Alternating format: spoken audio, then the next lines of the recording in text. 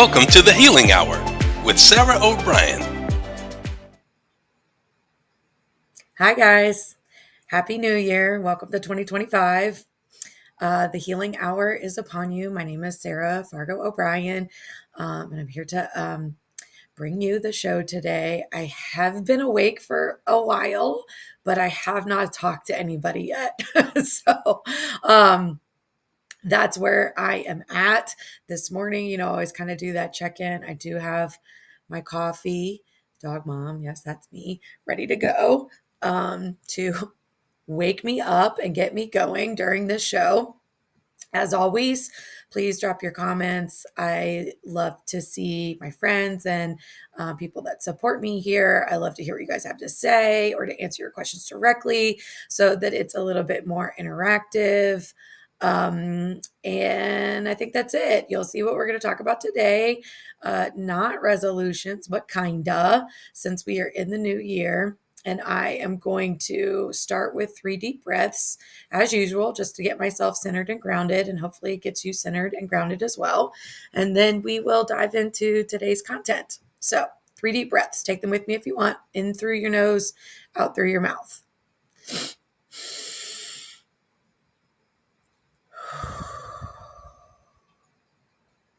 Breathe in again.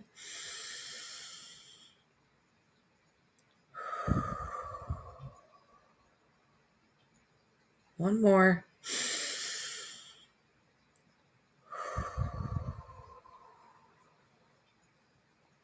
Okay.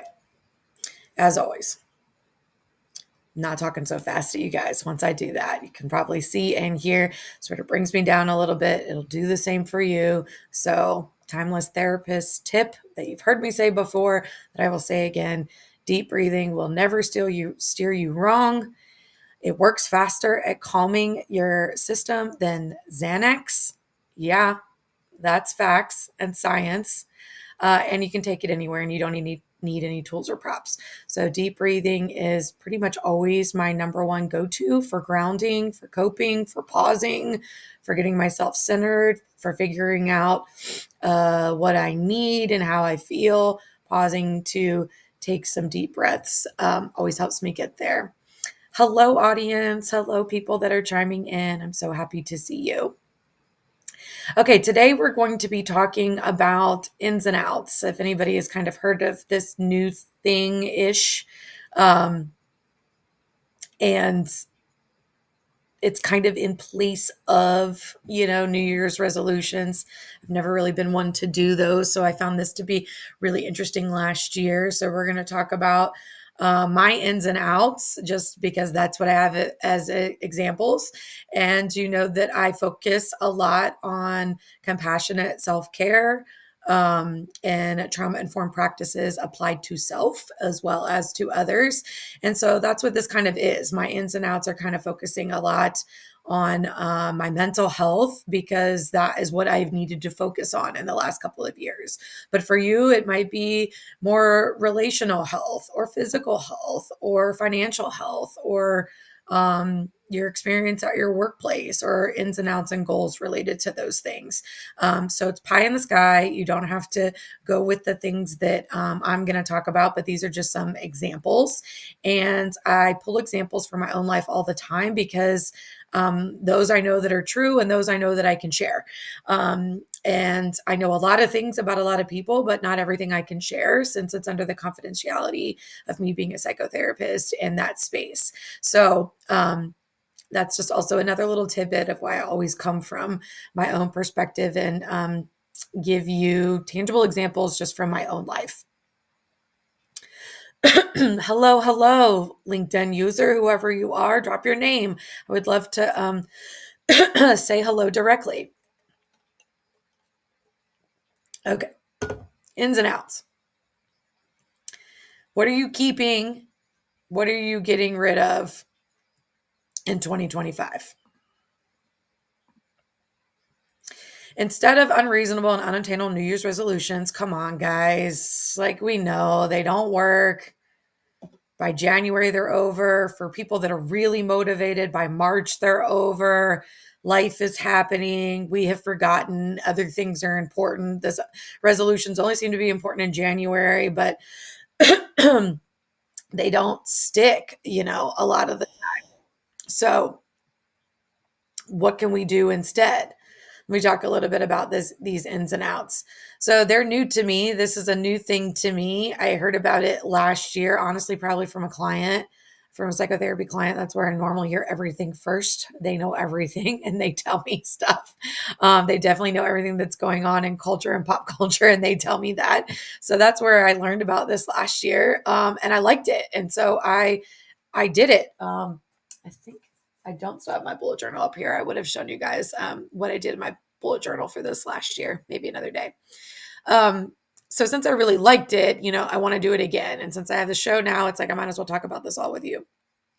Hi, Calvin. Oh, I'm so happy to see you, my friends. You always brighten me up. Thank you for being here and being such a support. I'm so happy to see that you have joined. Okay, about resolutions. Like I said, I've never been one to really make resolutions. Why? I'm constantly working on self awareness and making changes already, like pretty much all the time. You could ask my best friend. She's not going to come on video. You guys will probably never see her. But if you know me and you know her, you can ask her. I'm constantly working on myself. I've known her for over 20 years, and she has seen me do that work year in and year out. So that's part of why I don't make resolutions, because I'm always kind of working on things anyways, and there's no need to like parse it out for January. Realistic, things being realistic, having things you're trying to do more of. So maybe adding some things into your life instead of setting goals or resolutions that are not sustainable. Like I said, they tend to be lofty, resolutions tend to be like big things we want to accomplish that year. But we don't accomplish anything, especially big goals, in one fell swoop. We have to have steps, a way to measure capacity, consistency. That's how we make change. That's how we reach goals. And I find that New Year's resolutions just don't really do that for people, especially because they can't stick with it. Okay. And then change, right? Resolutions are about making a change, usually a healthy change, something that you think is going to be good for you or your life or your circumstances or whatever you have going on. Okay. All fine and good, but actual change takes time.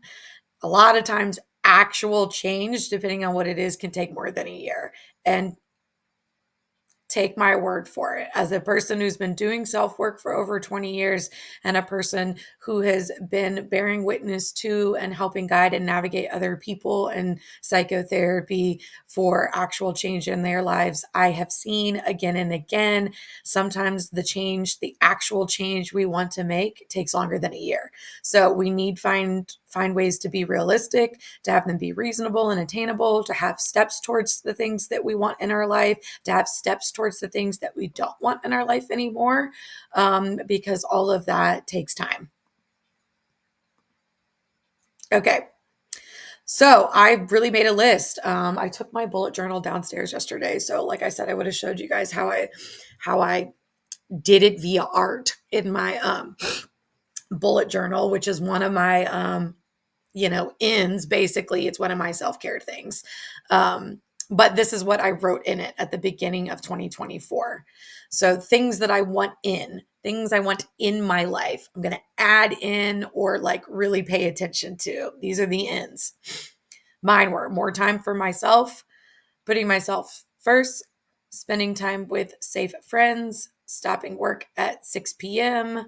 When you're an entrepreneur, you could literally be doing it all the time, but you have to have a cutoff point for balance, for self-care, to avoid burnout. So I had sort of set a goal, a standard for myself for the year to stop work at 6:30. I pretty much stuck to it. I'm sorry, 6 p.m. See, look at that. Sometimes I went to 6:30 and was like, oh, I'm close enough.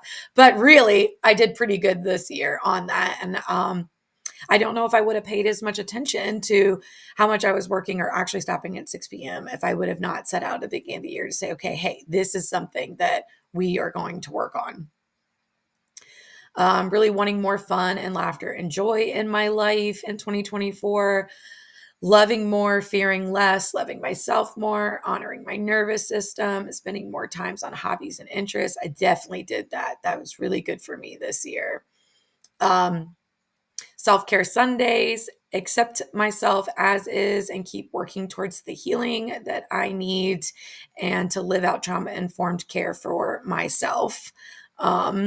Because I've been pretty good about being in that space and practicing in that way around others, but I am not trauma informed with myself. And that has been a real challenge like throughout my life, and really something I wanted to work on this year, right? It's like, so if I'm going to talk the talk and walk the walk elsewhere, why am I not applying this to self? Because let me tell you, if you're not applying trauma informed principles, which is curiosity, openness, non judgment, compassion, empathy towards yourself, then man, it's bleak. And if anybody is anything like me with a struggle with pessimism, negative thoughts, anxiety, worst case scenario, and catastrophic thinking, obsessive thinking, like it's not positive in there. In my brain, it is not positive. I have to work really hard to have positive messages for myself and to myself. And that's part of living out trauma informed care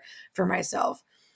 So, one of the other things I really liked that I heard last year was a word of the year. And I was like, okay, cool. And so I started asking people like what theirs were, of course, and people posting it and all that. And I'm like, okay, well, this is interesting. What do I want for me?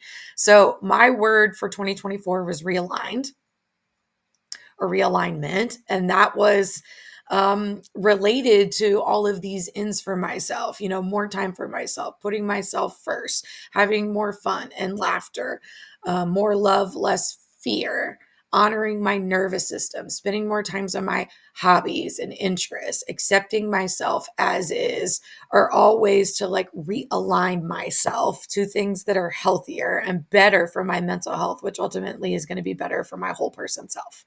Um, and anybody that's probably heard me speak anywhere knows that I've had a real struggle in my complex PTSD symptoms, and not recognizing it for a long time. And that led to a lot of physical health problems. I had a terrible case of shingles after very stressful things happening. And I had nerve pain that lasted a year, and now nerve damage and sort of nerve problems on the right side.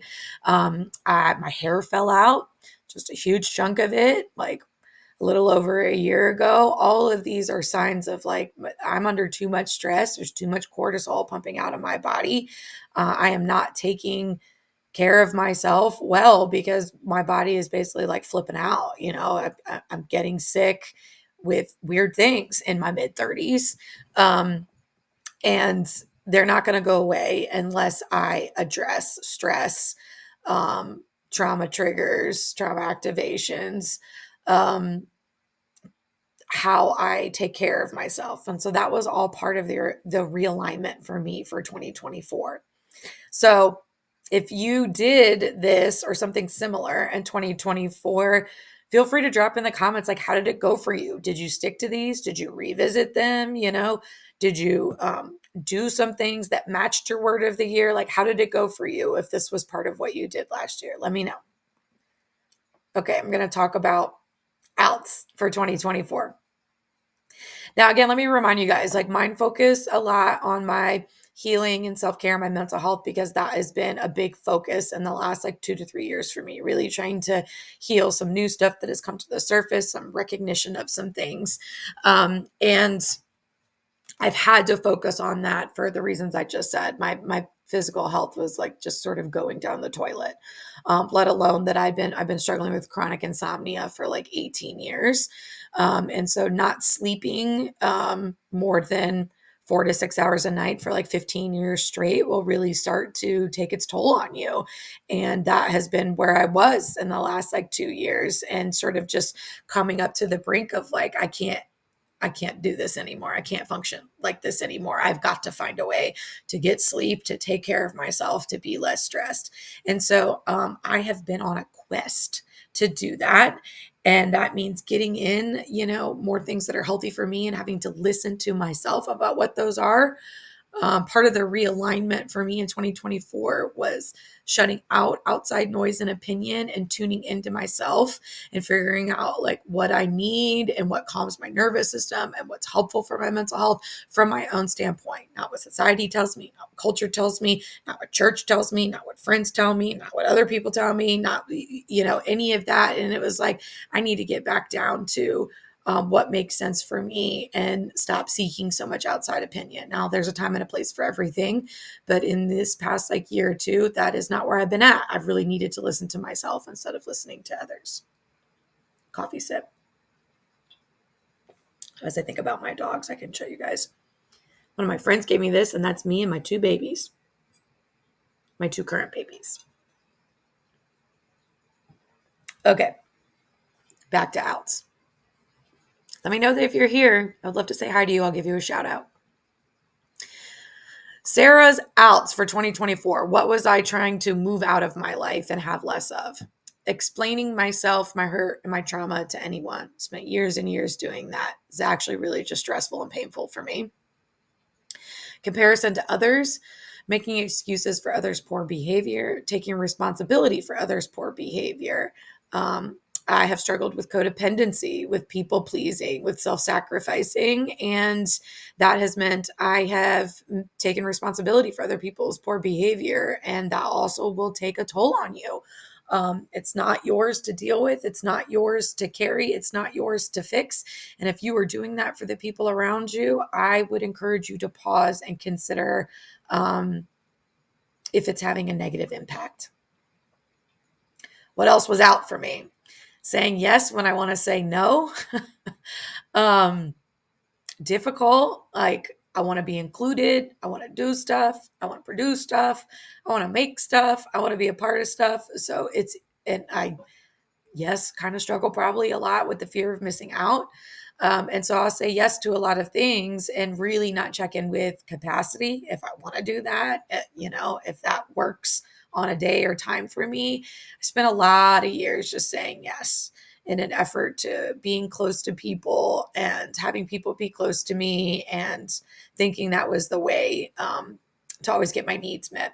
But it has not always served me. And for anybody that struggles with people pleasing or difficulty saying no, you know exactly what I'm talking about. And so take care of yourself.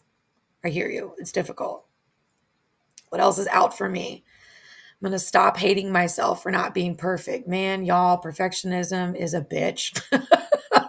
Like I say about most things that I'm struggling with, trauma healing is a bitch. Like, it's all a struggle. So trying to work myself out of lifelong perfectionism and understanding where that's come from in my childhood trauma has not been easy. You know what I said earlier, all that negative self-talk in my brain, all the pessimism, all the worst case scenarios. That's also a lot of really beating myself up and hating myself for not being perfect. And that's been a big one. It's hard. It's still working on that, but have definitely paid more attention and made some progress this year. Excessive snacking, trying to be done with, telling myself I'm not good enough to be loved, working on Sundays, setting smart boundaries around that for my self-care, feeling guilty for nothing. If you struggle with people pleasing, you know exactly what that feels like. No more of Sarah sacrificing my sanity to meet the expectations of others or the unrealistic expectations I put on myself to meet. That goes back to that perfectionism. So as you can see, guys, like the ins and outs, these are very personal to me. This is my personal list. This is my personal list that I have not shared with anybody for all of 2024. So you're welcome. You guys are important to me. I like to come with my own experiences so that you have some tangible examples of what this actually looks like for a real person in their real life. And so those are my ins and outs for 2024. And it's really interesting as I went to go then do my ins and outs for 2025. Obviously, I reflected on all these from 2024. And I did so periodically throughout the year because I put them at the very front of my bullet journal. And I sort of work on the bullet journal all year and do things month to month. And so it's easy to then sort of like flip back and see that. And I like pretty colorful things. And so a bullet journal works for me rather than a regular journal. So when I'm flipping back and looking at my ins and outs, that it's like decorated pretty and it has colors that I like. And it's not just a list. Do what works for you. If a list is it, then great. Just figure out a way to reflect back on it. Again, this is supposed to be different in New Year's resolutions, and that it's actually helpful for us in making some sustainable change or habit change that actually comes to fruition.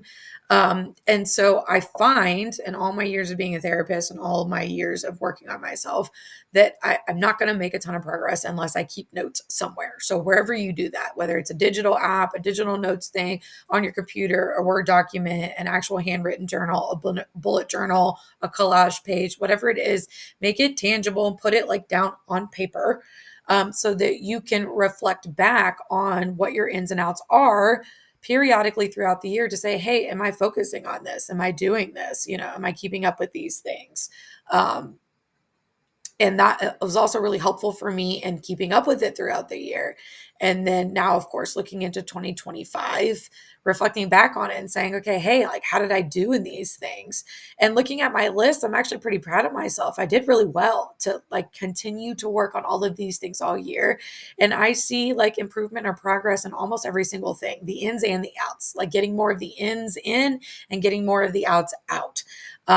I am really proud of myself. So if you did this or worked on anything in the last year and you can see where you made progress, be proud of yourself and pause on that and take a minute for that. Okay, I also said, if you guys saw my description for today, that I was going to talk about some lessons learned from Timeless Therapist. I already mentioned some people pleasing. I actually do this. And thought for years this wasn't me. I mean, people would have heard me say time and time again, I don't care what people think about me. I'm just going to do what I want. Oh, that was so not true as much as I thought it was true. Because when my relationships are unsettled, uncertain, or in turmoil, I care a whole lot about what people think, and pleasing and smoothing things out and smoothing out the ripples so that things in the relationship can be okay, so that I can maintain connection with people. This is a lot related to my complex PTSD, which I have as a result of a lot of early childhood trauma and relational betrayal trauma. So it makes sense that I would be concerned about things being okay. So I'm like less concerned with like people liking me and more concerned in the people pleasing with like relationships being okay. And it's still was a huge subconscious drive or behavior for me that I wasn't super aware of or present of until I started focusing on some of those ins and outs, right? Like um, not saying yes when I want to say no, focusing more on my self care, not taking responsibility for other people's poor behaviors. That type of thing is how my people pleasing showed up. And others, it might look like a little bit different based on kind of what is important to you about your people relationships.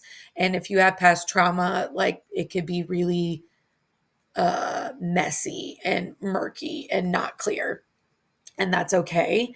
But just try to pay more attention to yourself. What else did I learn? Okay, so the one thing is like people pleasing isn't good for you. Period.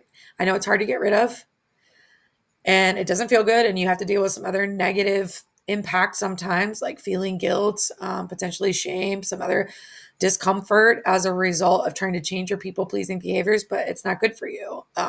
It causes stress. It's not really you acting and behaving in congruence with who you are and your values a lot of the time, even though we think it is.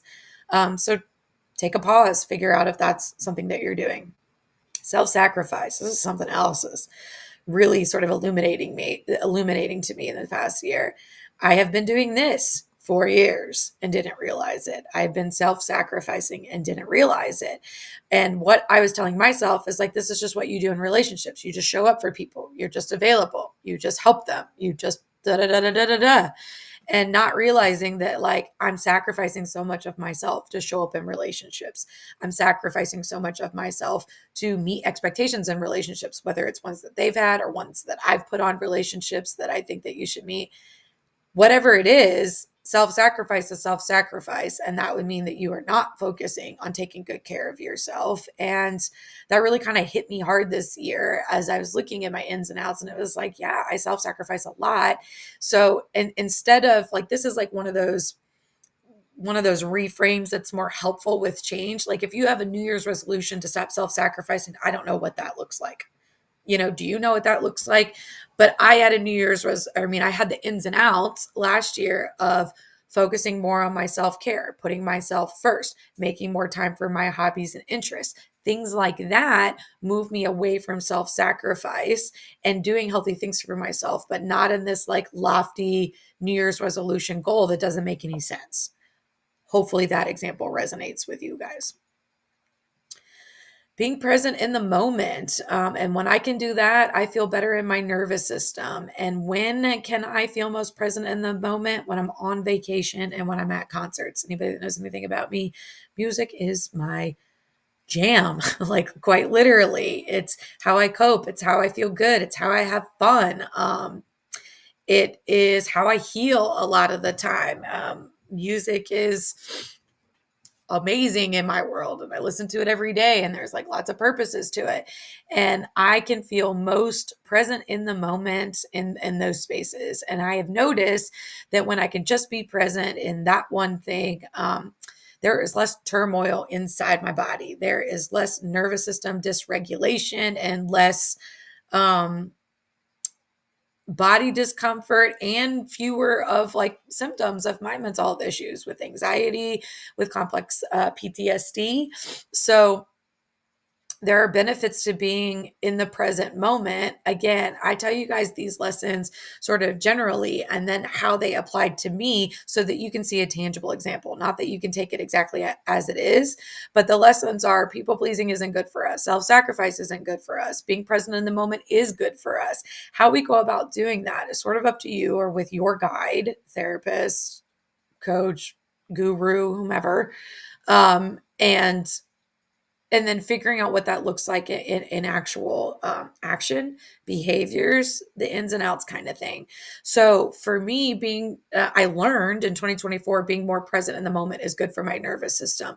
One of my ends was honoring my nervous system. So in honoring my nervous system, that led me to more places of paying attention to where it felt calm, which led me to more present-minded awareness. So we see how that translates into more actual change that we can see in a year rather than saying, I'm going to be more present in the moment.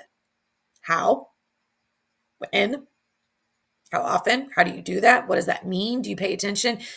Hopefully that is making sense to you guys. This is why I've really sort of latched onto this in and out thing instead of a resolution thing, which never resonated with me because it felt unobtainable. And like, what was the point then? Feelings. Again, this is something I probably would have said I was great at. I was great at feelings, right? I'm a therapist. I'm great at feelings. I'm great at other people's feelings. What I learned about myself is I am in thinking and doing mode most of the time. And sitting with the feelings and being in feeling mode and really understanding my own emotions is not something I spend a lot of time on. Something I spend a lot of time on and learning and understanding about others and in my relationships. If you recall, I was saying I've put a lot of energy into that. As a result, that means I have not put enough energy into myself.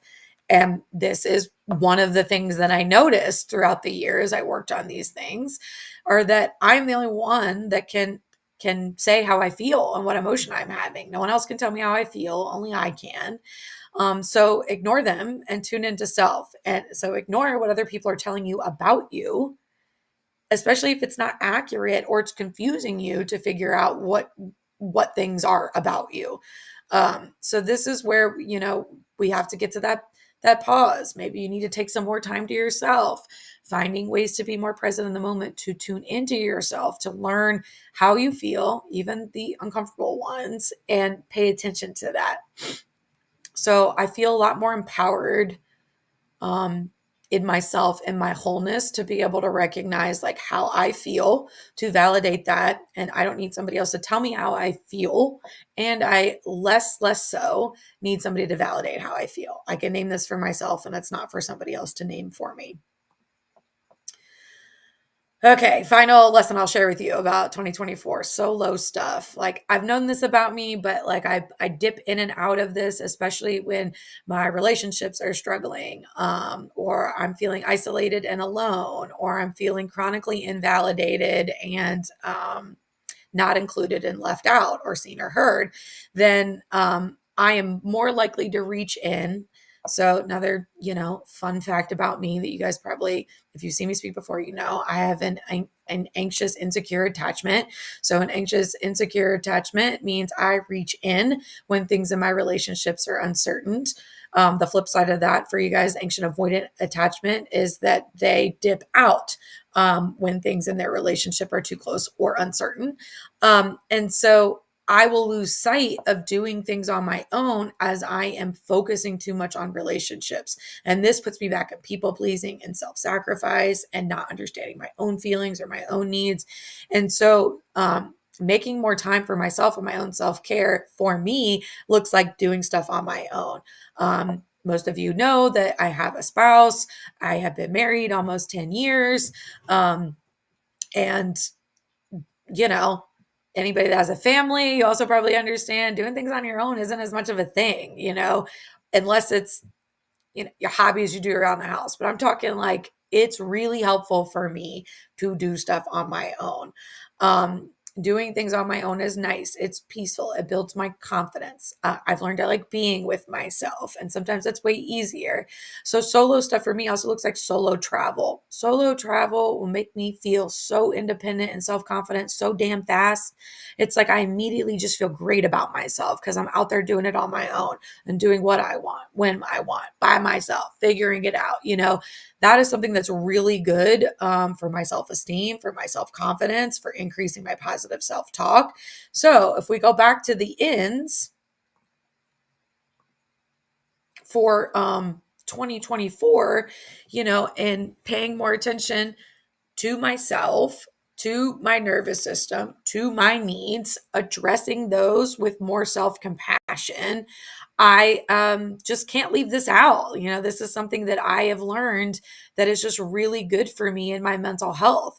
Solo travel is a big one, but often just like doing things on my own. It could be like going to a concert on my own, more things than like going grocery shopping on my own or like doing my hobbies at home. Those are good, but I need to I need to keep up with those regularly, but I need to do some of these other bigger ones. And that's what I've learned for me. So I give you all these lessons, like I said, for you to pay attention to. Maybe, are these things happening in your life? Are you people pleasing too much? Are you self-sacrificing too much? Are you not in the present moment enough? Are you not dropping into your body and your feelings and emotions enough? Are you not doing enough things that help you feel competent and confident and build mastery and help you feel good about yourself and your skills and increase your positive self-talk? Maybe we can set some ins and outs for 2025 that address some of those things. What else we got? Okay, diving in. So eventually I'll make a bullet journal page about this. Again, would love to know what's coming to mind for you guys. Do you have any words of the year? Did you have any ins or outs? If you had resolutions, just tell me those too. And then tell me how you did with it. And then if it wasn't so great, maybe you can make an adjustment for this year. All right, Sarah, what are your ins for 2025? Again, y'all are getting like the real intimate, right? I didn't share with anybody in 2024 any of my ins and outs. That was just for me to know. Now, I've shared them all with you and the whole world, and now it's recorded and will be able to be watched from now and forevermore. And I'm doing the same thing with 2025. And so in some ways, that's some growth and progress for me, is sort of sharing about my journey currently in this way, in an effort to bridge with people and so that other people don't feel alone. That's basically what I'm doing always in the healing hour, is to give you guys some information that is healing for you, that is healing for relationships, and healing for the world in general, because a lot of us are hurting and a lot of us are unhealed. That's just my stance for trauma informed care, and why that's necessary in all places, because I think that facilitates and fosters the healing that we all need. And so I hope that you are gathering that from today's show, that it is still about healing and how you pay attention to yourself and how you pay attention to how you show up in relationships. Because some of the things that you're doing could either not be good for you, not be good for them, not be good for the relationship. And overall, having a negative impact on your physical and mental health, and ultimately on your lifespan. Because if we don't address these things, it's just going to become more and more of a problem in more and more areas. What are mine? 2025. Spend more time with safe people in person. I have been comfortably not leaving my house for like a good couple of years. I mean, some, but not a lot. Happily working from home, happily doing my hobbies and things from home. And I feel it's time. So this isn't like, oh, you should, Sarah. This is what people say. You need to do stuff in person. That's great. I'm getting to it in my own time. I'm finally feeling I'm at a place in my healing journey that I'm ready to be more in person with some people. And that is a hope that I'm going to work on in 2025. Again, I just talked to you guys about solo travel and how great that is for me. So I'm going to try to do that more often. Continue to increase positive self-talk, reconnect with my faith and my faith community, also as part of my healing. And if anybody saw my talk with Johan Tokra on Tuesday, we talked about the impact of faith and religion on mental health. And I shared some about that. And you guys can watch the replay on my YouTube channel. And it's just YouTube/@timelesstherapist.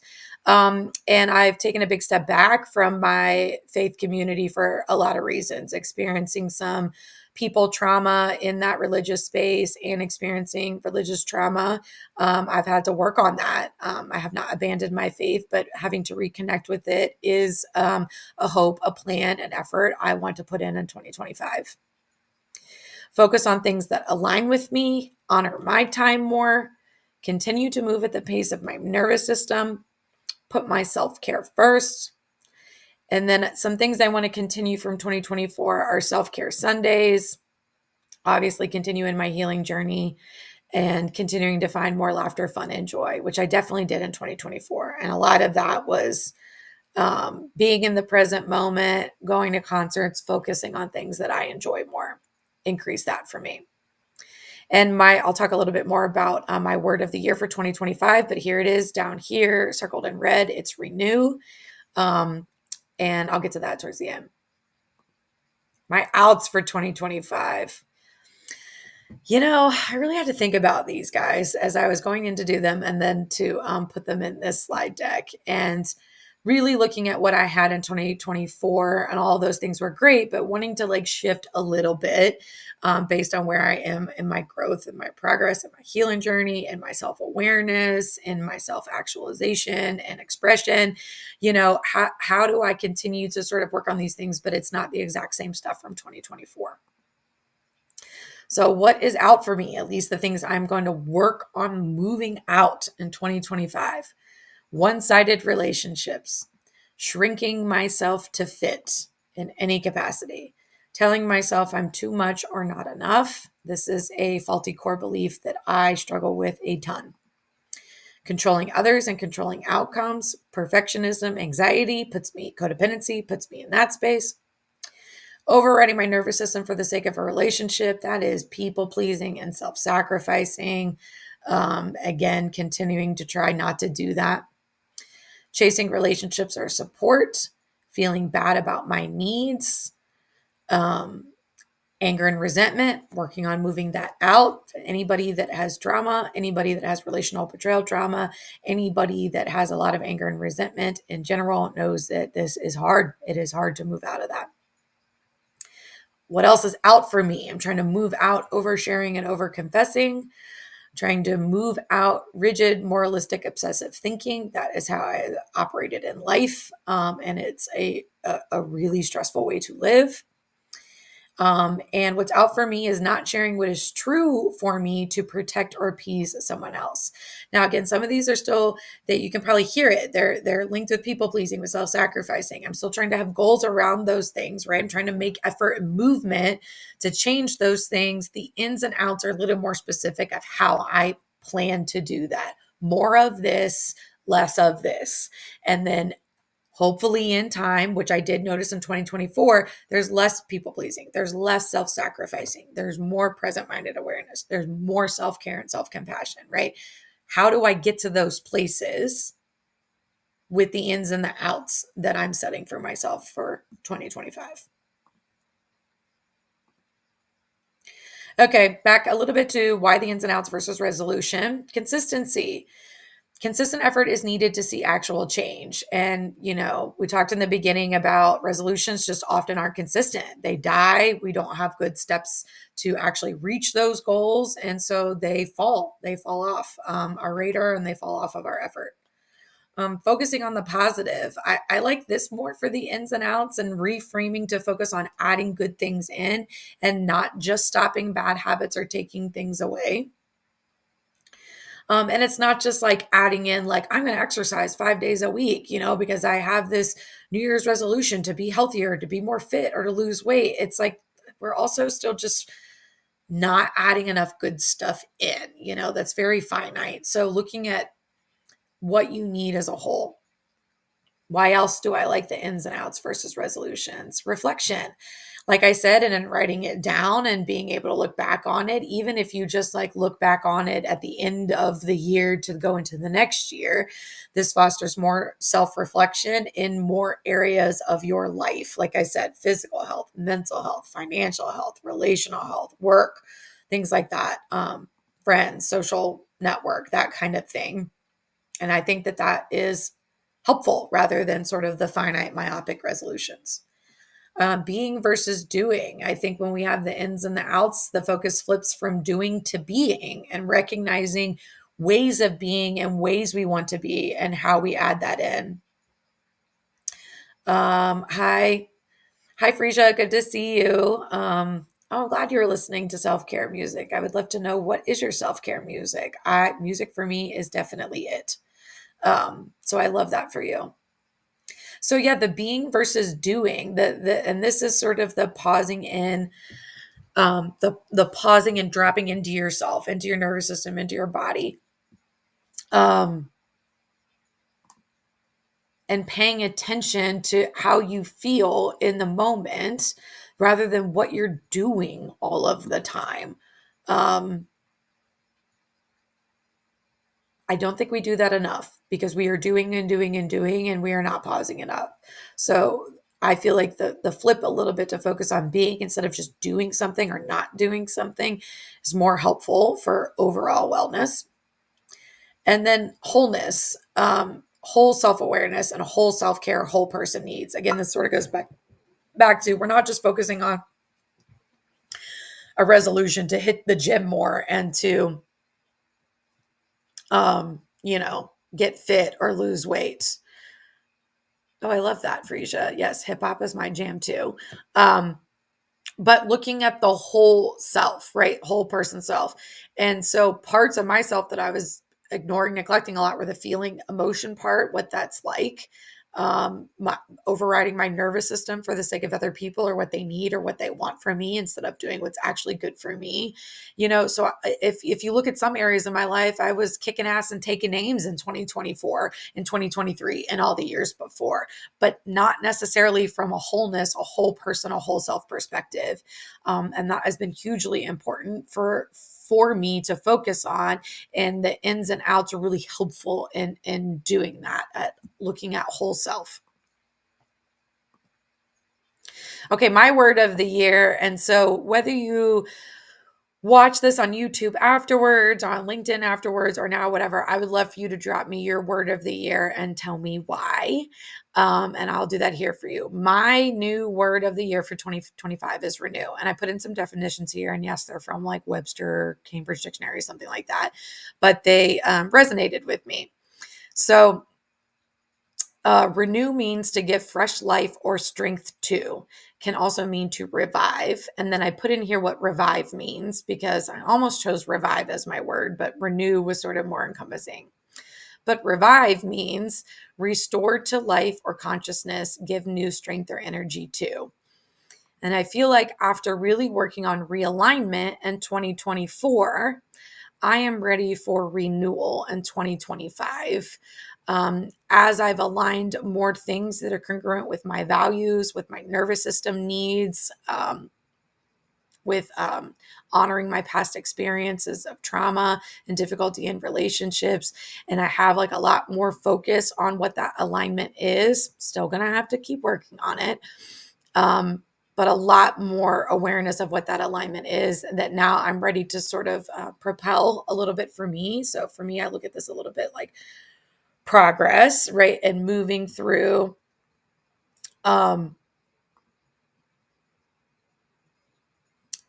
moving through to something new, to sort of like a new level of things for me. Renew feels like it fits. I do want to give fresh life and strength to myself and my mental health.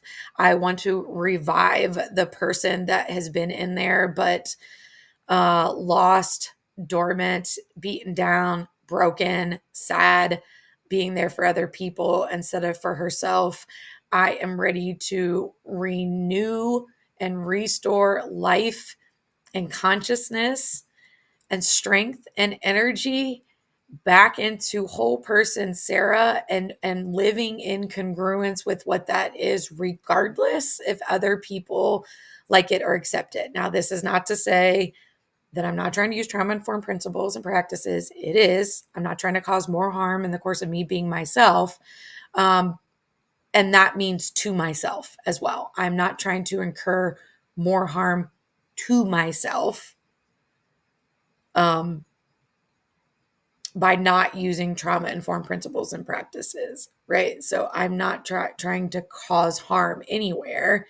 And I think for me, I need to pay attention to not causing harm to myself, because that's really where it's been. And so that new strength and new fresh life for me, hopefully maybe is going to be my best year yet. I don't know. Maybe it is going to be the year that I am my most truest self in expression, and I am most congruent with my values, and that I am less concerned with who is going to be there as I'm being myself, and I focus more on just being myself and then taking a look around and seeing who is there.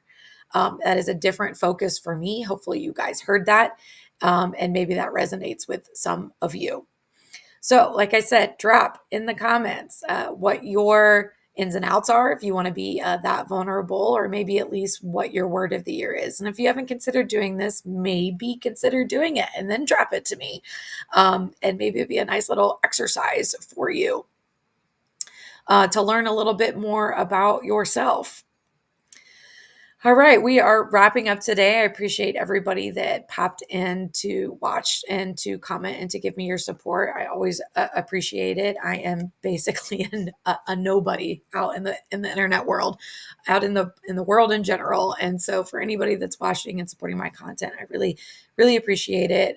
My goal is to reach as many people as possible with a healing message, partly because I've needed it for so long, and I want to extend it out to others, as well as myself. So this is, oh, Frisia, I like it.